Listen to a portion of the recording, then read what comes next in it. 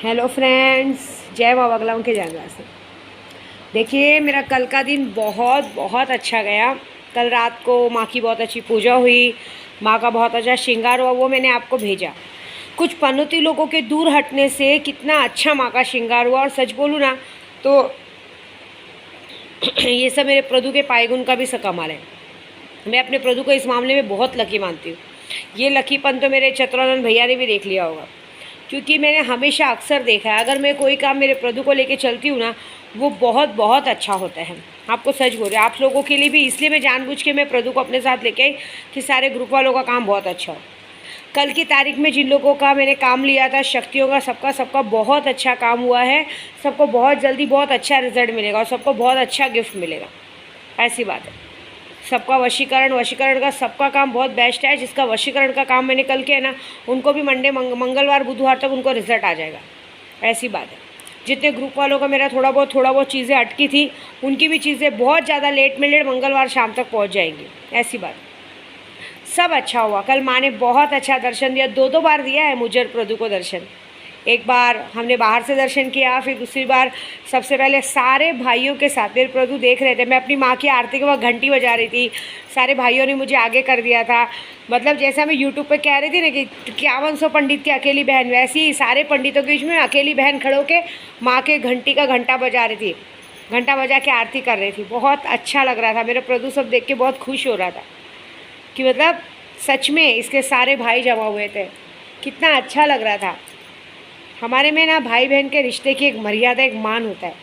भाई हो तो मेरे चतुरानंद भैया जैसा, अंकल हो बाप के समान हो तो चतुरानंद भैया के पप्पा जैसे, मायका हो तो विंध्याचल जैसा, मेरी माता रानी हो तो माँ विंध्यवासिनी जैसी, पिता हो तो काशी विश्वनाथ जैसा। इतना बड़ा परिवार है मेरा। और पति हो तो प्रभु जैसा। मैं आपको सच बोलूँ, मन की बात, 19 साल की शादी में जो सुख मुझे नहीं मिला ना, वो इस 3 साल के प्यार में मेरे प्रभु ने मुझे सारा कुछ दिया। ये हर एक लड़की का सपना होता है कि एक राजकुमार आए, घोड़े पे सवारी करके आए, उसकी सारी विश पूरी करे, उसके साथ बैठे खड़े रहे हर जगह। मैं आपको सच बोलूँ, मेरे घर में मैं कहीं पे भी मंदिर जाती थी ना, तो जिससे मेरी शादी हुई थी ना, वो इंसान सिर्फ शरीर का भूखा था। उसे मेरे इमोशन से, मेरी चीज़ों से कोई लगाव नहीं था। उसको सिर्फ़ और सिर्फ अपने से मतलब था, अपनी दुनियादारी से मतलब था। वो सिर्फ़ और सिर्फ मेरी माँ के भोसड़े में जाके घुसता था। सच में बोल रही हूँ आपको। वो 24 घंटे अम्मा जी अम्मा जी अम्मा जी अम्मा जी। उसकी खुद की माँ भी इतनी बड़ी बेशरम औरत थी कि जब भी मैं उसको बोलती थी कि उसकी माँ को, उसके भाई को, कि ये क्यों, ये अगर इसका मेरा उसका झगड़ा होता है तो वो क्यों मेरी माँ के पास जाता है, खुद से आपसे आके बोले। वो बोले मुझे जब नहीं पसंद है उधर जाना तो ये क्यों जाता है।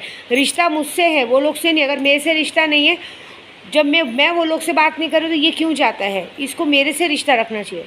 मैं उनके माँ बाप को कभी छोड़ने नहीं बोलती थी, लेकिन नहीं, फिर भी हर बात में अम्मा जी अम्मा जी अम्मा जी। मेरा बहुत अच्छा, आपको सच बोलूँ ना, मेरा एक जगह पे वसई में बहुत अच्छा बड़ा बंगलो था। वो बंगलो का ओनर का भी मैं धीरे धीरे पैसा बहुत अच्छा दे रही थी। पहली मेरी कमाई का पैसा, पहली कमाई का घर, ये दोनों सास और दामाद की वजह से मेरा वो घर चला गया। बहुत अच्छा रुतबा था उधर, पूरा एरिया मुझे पत करता था। लेकिन इन सास और दामाद ने मिलके, उस वक्त मैं मिडिल क्लास थी, उस वक्त मैं यूट्यूब पे भी नहीं थी, इन लोग ने इतनी बुरी तरह से निकाला। लेकिन ये है कि आज तक किसी का विद्यादेवी ने पैसा नहीं खाया।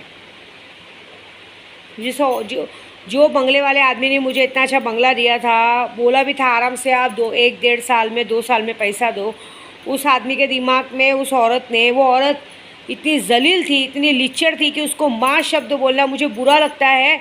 कभी कभी मैं विंध्याचल से बोलती हूँ कि माँ, मुझे ऐसी औरत की कोख से पैदा करने से अच्छा तो मुझे पैदा ही नहीं की होती। आप सबको शायद पता नहीं है, मैं है ना, एक औरत को जब पहली बार पारी आता है ना, एक लड़की को जब पहली बार डेट आता है, महीना आता है ना, उस पहला महीना जो पहली बार आया था, उसी महीने में मैं रुकी हूँ। इससे मेरे पापा भी मुझे बहुत लकी मानते थे। मैं कभी कभी केशव के पापा को कहती हूँ कि मेरे पापा मुझे बहुत प्यार करते थे। मेरे पापा मुझे कहते थे, मेरी मम्मी को हमेशा, कि ये लड़की के साथ साक्षात विंध्यवासिनी चलती हैं, इसको मत उल्टा बोला कर, तेरा उल्टा होगा। लेकिन आपको पता है, जब मेरे पास पैसे नहीं रहते थे, मैं गरीब थी, उतने पैसे नहीं थे, तो जो मुझसे काम बन पता था मैं करती थी। लोगों के घर जाती थी, लोगों के घर घर जाके उनकी औरतों का फेशियल वेशियल करती थी। जो सही लगा अपने बच्चों के लिए, जैसे सही लगा उस तरह से कमा के वो लोग को करती थी। स्कूल खुलता था, स्कूल खुलने पे अगर माँ बाप के पास चली जाती थी मेरी माँ के पास पैसे मांगने, झूठ नहीं बोलूँगी नहीं देते नहीं थे, लेकिन देते थे, लेकिन उसमें भी सुना सुना के। ऐसा मेरी सगी बहन भी, इसीलिए मेरी एक छोटी बहन थी, वो भी इसी दुख से मर गई कि मेरे घर में एक भाभी आई थी, पूरा परिवार उसके पीछे ऐसे पागल था कि मेरी बहन भी उसकी वजह से मर गई। उस औरत के आने की वजह से लड़कियों का मान कम हो गया। तो हम ये सोचते थे कि मायके में लड़कियों का मान नहीं, ससुराल में बहुओं का मान नहीं, तो और लड़कियां जाए तो जाए कहाँ। जो कि मैं उस वक्त इतनी मजबूर थी कि माँ बाप ने ऐसे आदमी से शादी करा दी थी जो आदमी सिर्फ नाम के लिए पति था, ना उसको कमाने का ढंग था, ना कुछ था ऐसा। ना उसने कभी परिवार से अलग होते समय अपने माँ बाप से इतना मुंह खोल के बोला कि मुझे घर खरीद के दो, मुझे रहना है। नहीं, वो मुंह में दही जमा के बैठा रहता था ऐसा। मैं उनके घर वालों को भाई को दोष नहीं दूंगी, क्योंकि वो आज भुगत रहे अपनी करनी, और आगे भुगतेंगे। जितने लोगों ने गलत किया ना, सबकी करनी भुगत रहे। जितने लोग मेरा वीडियो देख के मजाक बनाते, मैं देखती हूँ फेसबुक पे, मेरा फेसबुक पे मैं स्टेटस में स्टोरी डालती हूँ, उसमें भी देख के कुछ लोग हैं हमारे पहले के घर के लोग मेरा मजाक बनाते हैं। एक आदमी ने मेरा मजाक बनाया था, वो आदमी आज हॉस्पिटल में पड़ा है। मैं देखी उसको 2-3 बार, वो मेरा स्टोरी देख के मेरा मजाक बनाता था, वो हॉस्पिटल में पड़ा है। जैसी करनी वैसी भरनी। मैं तो किसी के बीच में नहीं बोलती हूँ ना, मैं तो कभी बात भी नहीं करती हूँ ना, ऐसा था।